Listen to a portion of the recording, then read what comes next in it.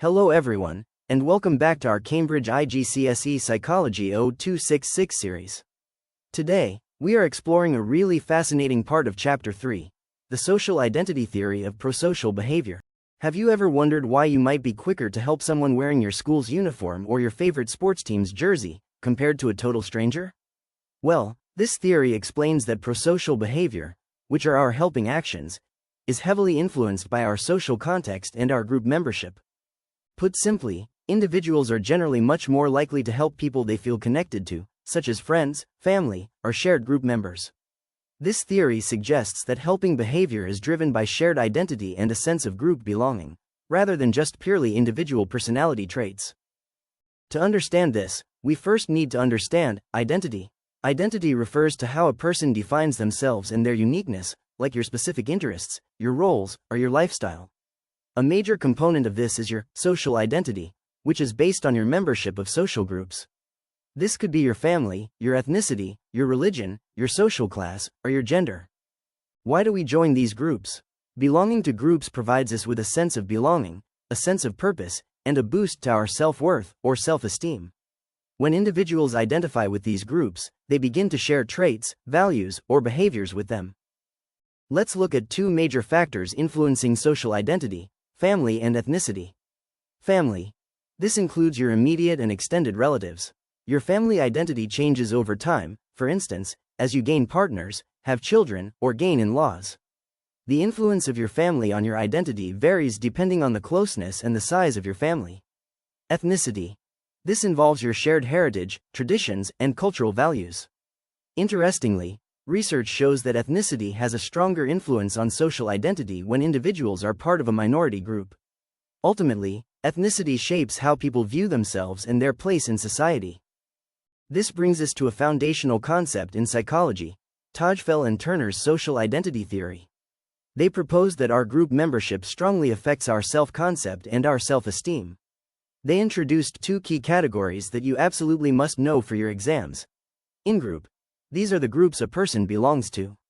Think, us. Out-group. These are the groups a person does not belong to. Think, them. According to Tajfel and Turner, there are three stages of social identity theory. Stage 1 is social categorization. This is where people classify themselves and others into groups, such as by age, gender, or hobbies. We do this because it helps simplify the social world and reduce cognitive load. Our brains like shortcuts. However, this categorization can lead to stereotypes. The big risk here is overgeneralizing individuals simply based on their group membership. Stage 2 is social identification. Once we are in a group, individuals adopt the behaviors, norms, and attitudes of their in-group. Because we all have multiple group memberships, our behavior may vary across different contexts.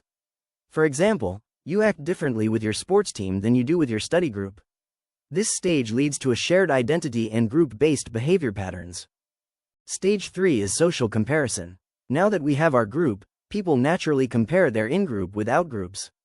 There is a strong tendency to view our own group more positively. This leads to what psychologists call in-group favoritism, and can create potential bias or rivalry between groups. Why do we do this? Because seeing one's group as superior directly enhances our own self-esteem. So, how does all of this connect to prosocial behavior? Using social identity theory, we can see that helping behavior is strongly influenced by shared identity. People are significantly more likely to help in-group members than out-group members, specifically those they feel similar to or connected with. Having a shared identity actually increases our empathy and our sense of responsibility toward that person. It boosts our willingness to help, even if it comes at a personal cost. In-group favoritism explains exactly why people prioritize helping their own group, and why they might give more resources or effort to in-group members.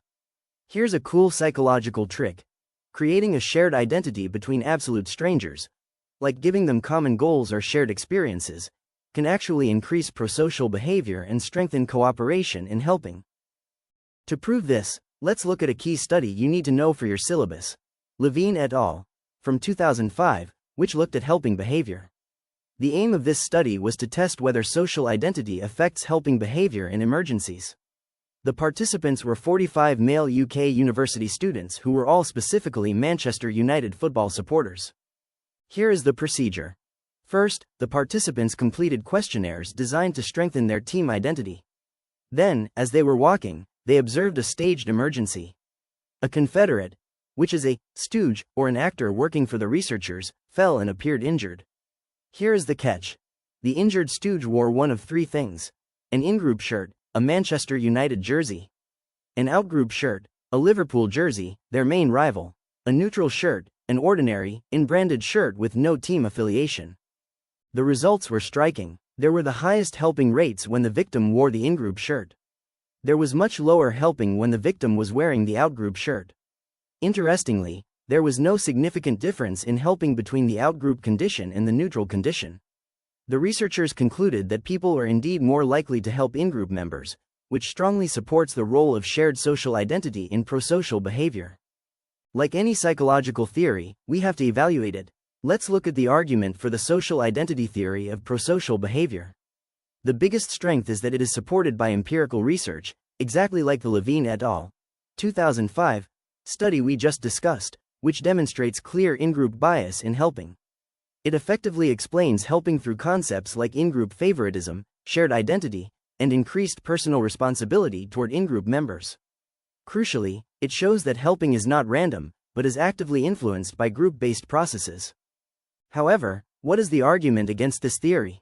Well, prosocial behavior is also heavily influenced by individual differences. Think about it.